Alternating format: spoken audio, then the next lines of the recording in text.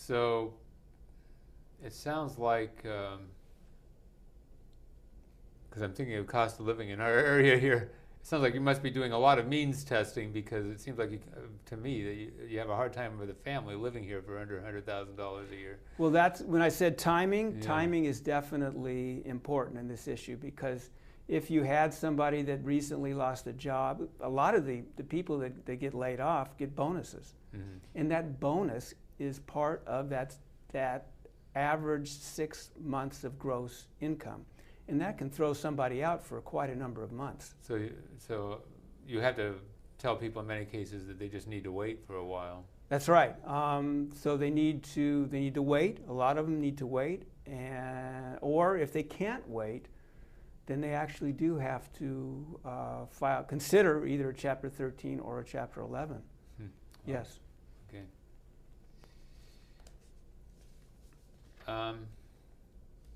So I don't know if we've pretty well covered this, but just in case, I'll just throw out the question anyway. So how is the eligibility for bankruptcy determined?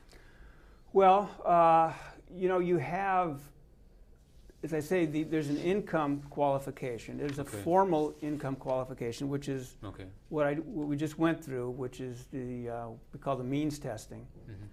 And then there is, in addition to that, there is I would say, your present income. So forget about the bonus you got, forget about the aberrations of what may have happened in the past, but presently and going forward, what's your income and expense?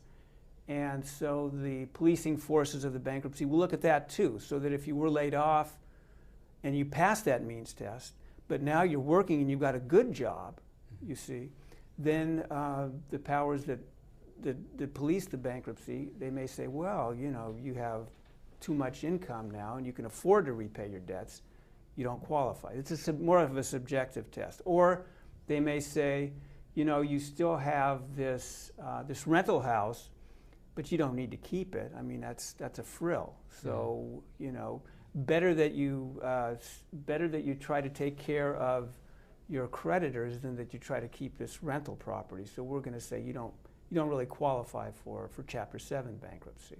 Mm-hmm. Mm-hmm. So. Okay, how does business debt play into being eligible for bankruptcy, and why is that important for real estate investors? Well, because in this formal eligibility test that I mentioned, the means testing, it's designed only for those individuals that have primarily non-business debts, or at least in this area, in the Bay Area, the U.S. Trustee's Office, as I understand it, will not count rental mortgage debt as consumer debt. Mm-hmm. So that if your debts are primarily from rental mortgages, or even tax debt is considered not personal debt, or other kinds of unsecured lines of credit that were used for the rental, for example, the rental property or a business or non-consumer related expenditure, then if that's primarily what your debt's comprised of, then you wouldn't have to go through that type of means testing. Okay. Why should you consult with a bankruptcy attorney before going ahead with a short sale? Well, the short sales, at first, my take on them was, why do it? Why not just go through a bankruptcy and foreclosure? Yeah, because the problem is that with a rental, as I understand it, there can be tax consequence for doing a short sale. Or a vacation home or second residence or whatever. I mean, yeah, if it's not your primary, I think they don't qualify for an exclusion. Exactly, and you have to worry about getting that 1099 for the discharge of indebtedness. Right. But my understanding, and I ran this by an IRS person once, is that if you filed a bankruptcy, then there's no debt that you have to worry about, no indebtedness that you're discharging for income purposes, because you're getting rid of it. Mm-hmm. So What I'm finding now, though, is that a lot of these mortgage companies don't want to take the properties back, Mm-hmm. and that's becoming a problem. Mm-hmm. And so after the bankruptcy, people are actually surprised because they think, well, gee, I went through the bankruptcy. I don't own this house anymore, do I? Well, you do own the house until somebody forecloses on it or you sell it. And so a lot of these people, I have to counsel to do a short sale where the rental is underwater, and it's an albatross around their neck. So I guess you want to have the discharge happen while you're in bankruptcy.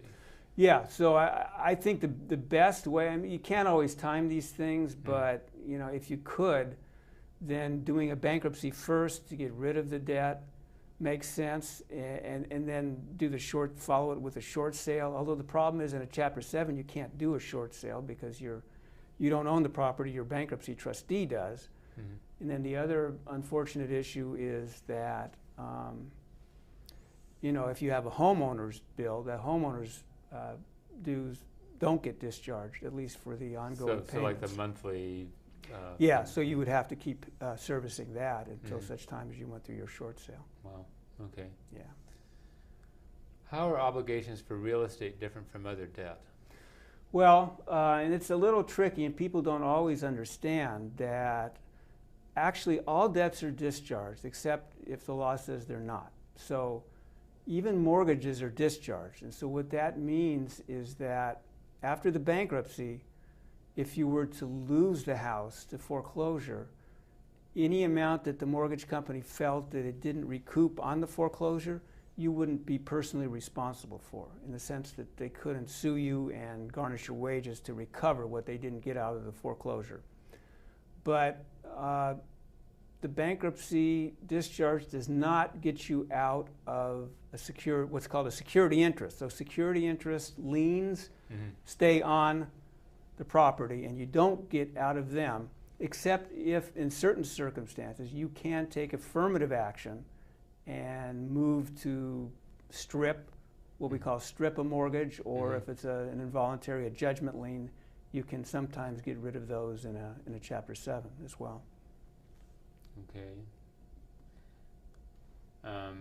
Do you have a choice about whether to keep real estate when you file for a bankruptcy? If it's a reorganization chapter, Chapter 13 or 11, you keep all your property. So that's a benefit for that. Chapter 7, it's not your choice. So the thing you have to understand about Chapter 7 is when you file, your bankruptcy trustee owns everything. So you may think that your house has no equity in it, but if the Chapter 7 trustee thinks otherwise, you can argue till you're blue in the face, and he'll just go and put a for sale sign up in front of your house to test the market. So if you're scared of that, then you don't want to do a Chapter 7, because it's not your call as to whether you keep the house. You get an exemption, what we call the homestead exemption, which nowadays with people not having a lot of equity is probably sufficient. But if you're worried about it, then the reorganization chapter is what people are going to probably opt for, and then they can opt to keep the property. So yes. It sounds like then what you're saying is if you've got Chapter 7, then you have this trustee situation, you more or less lose control over your own property. Yes, you do, and that's why I said before, you cannot do a short sale, or you cannot expect to do a short sale while you're in the Chapter 7. Now, hopefully it just lasts for 3 months and you're out, but while you're in it, you really don't have control over your property. And then for Chapter 11 and 13, though, you do still maintain some Yeah, you control. do, and you have control over your property, and you do have the court, bureaucracy that, as much as it protects you against creditors, it does prohibit you from free reign with your property. So you have to petition the court if you want to sell property, and you have to give creditors an opportunity to participate. But you are in control. You make the business decisions if you're in a reorganization chapter. Yeah. So since I'm the tax person, I'll just put a little by that when you have this situation with the trustee under Chapter 7, you actually can create a separate taxpayer.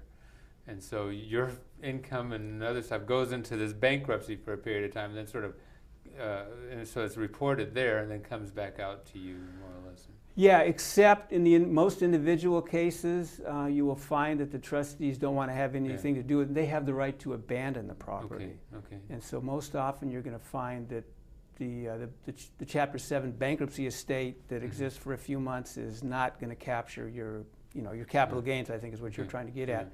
It will in a Chapter 13 also. It's not going to help you. Chapter 11 it will. So you can capture your capital gain if you have that in a Chapter 11, but that's getting kind of complicated, I think. Okay. We have just a couple minutes left. Maybe you can talk for just a moment about what's happening with loan modification for real estate. What are you seeing there? It's a terrible backlog. I can't help but be cynical about the whole process, and I personally don't get involved in it because I've just seen so much shenanigans that it's sad. And the people that seem to get it can take them about a year. I've seen things take about a year. Yeah. And even then they don't get right. The process doesn't. It seems like I've heard so many stories of people saying, "Oh, I got a loan modification approved," and meanwhile, had it foreclosed underneath me while it was going on. So, there's plenty of stories of the left hand not knowing where the right is. Okay, Stan. Well, we're really in the last minute. Maybe I'll let you just maybe throw out a final thought. Okay, well, I said, don't be afraid of consulting with a bankruptcy attorney. There are a lot of bankruptcy attorneys that will do free consultations. The Chapter 13 that we mentioned for individuals, there are attorneys that will take a case for no attorney's fee up front. So you're just paying a filing fee and going forward. So, there's a place for the bankruptcy law.